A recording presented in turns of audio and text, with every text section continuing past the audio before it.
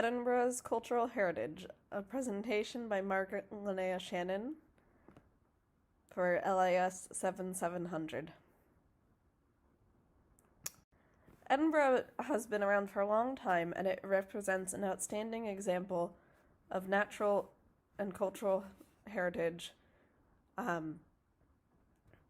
because of its unique history and its juxtaposition of an early medieval city with its fishbone street patterns compared to a planned Georgian city of more straight streets. The earliest evidence of a permanent settlement in Edinburgh dates back to 600 CE in a Welsh poem, but unfortunately, other than that, there's little known of Edinburgh's history prior to the 11th or 12th century. In 1127, it was granted the status of a burgh by King David I. This elevated it to have more trading privileges and greater power within the kingdom. A couple centuries later, in 1329, Edinburgh became a royal burgh under King Robert I, or Robert the Bruce, which meant that it was a bigger city of more importance, it could import its own magistrates, and it had representation in the Scottish Parliament. In 1447, Edinburgh was granted a huge honour by becoming the capital of Scotland, replacing the previous capital of Sconce under King James IV. During this whole period, Edinburgh is developing its characteristic wynds and closes that are essentially narrow or curving passageways leading off the main city in the old town that are a major feature that attract many people to Edinburgh and a uniquely surviving feature of medieval cities. During this time, it was also surrounded by walls for protection, such as the King's and Flodden's walls. And this continued throughout the medieval period. Now, skipping forward a bit to the 18th century, in 1707, the Acts of Union were passed, which formally united Scotland and England, and moved the capital to London, which, unfortunately for Edinburgh, eliminated its role as a royal and legislative capital, which in turn led to decline in upkeep and status as many people moved to other parts of the nation. And although this had been going on for some time, by the mid-17th century, the city was in quite a state. It was full of dilapidated housing, it was prone to disease, overcrowding, there were a lot of tenements. In 1751, there was a 6-story tenement building which collapsed and killed some people from some prestigious local families, which resulted in an inquiry to investigate what had happened and what could be done, the result of which was that the city was too crowded and constrained by the walls and other early medieval architecture, so it needed to expand north, especially because of the growing merchant and professional classes. In 1767, architect James Craig's designs for a planned Georgian new town were approved, and it was going to be exclusively residential because they wanted the old town to remain the kind of the commercial center. Now, later on, during the 20th century, there was interest in preserving Edinburgh's cultural heritage after a 1967 exposition called 200 Summers in a City, designed by John L. Patterson, that raised awareness about Edinburgh's cultural heritage and how to preserve it and the important role of their city throughout history.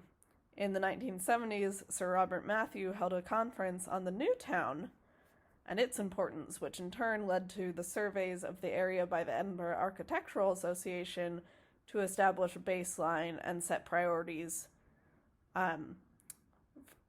for preserving. This eventually branched off to become the Edinburgh Newtown Conservation Committee. In the 1980s, the government and municipal interests turned to preserving the old town because of its long history and role as the city center, especially the unique fishbone patterns of the medieval streets that I mentioned earlier, as well as its historic structures.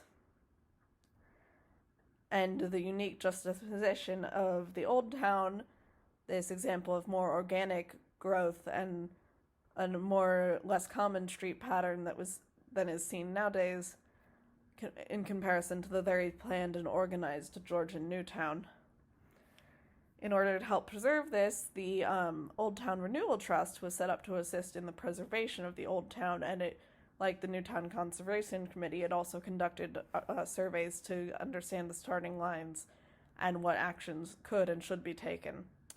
As a result of this work and other factors, in 1995, the United Nations Educational, Scientific, and Cultural Organization formally designated both the Old and New Town as a World Heritage Site. Today, there are many organizations that assist in keeping up this site so that we can do this overall. There is the National Trust for Scotland, which works to protect the shared heritage of Scotland throughout the country, and of course naturally includes Edinburgh. There is the City of Edinburgh Council, which maintains the Built Heritage Strategy for Edinburgh and works to implement appropriate policies, and it lays out priorities for preservation. There is also Historic Environment Scotland, which works with the City Council and Edinburgh World Heritage, who I'll speak about in a moment, through a management plan to maintain the cultural heritage.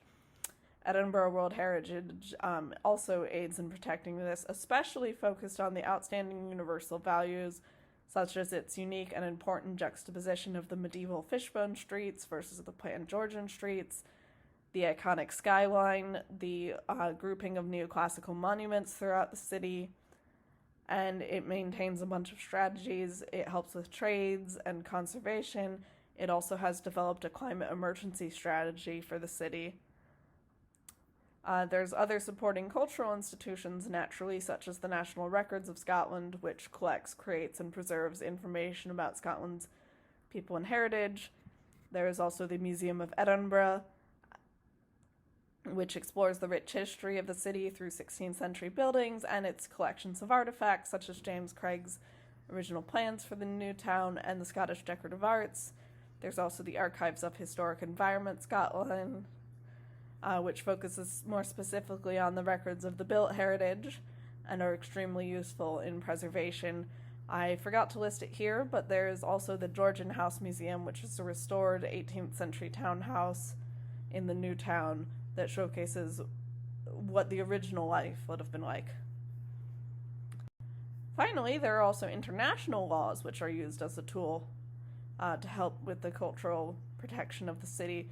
For example, there is the 1954 Hague Convention for the prevention of cultural heritage destruction during times of armed conflict, which is useful to many cities around the world, as they believe that any destruction undermines chances of recovery during peacetime.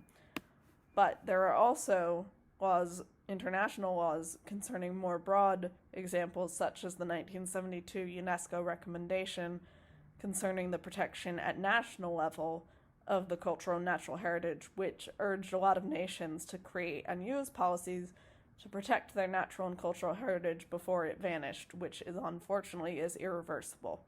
There are also many other laws that are useful in these situations. Altogether, what I've talked about are just some of the tools that Edinburgh uses to maintain its cultural heritage, and some tools that, of course, naturally may be used by others. I've been fascinated by this city for a long time, and I've had the privilege to visit.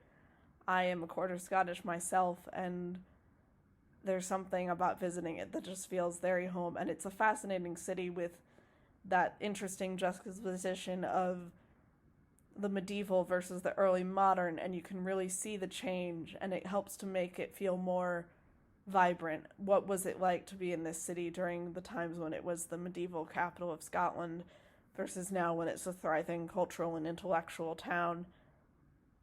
Thank you very much for listening, and please feel free to ask any questions. I hope you all have a great day.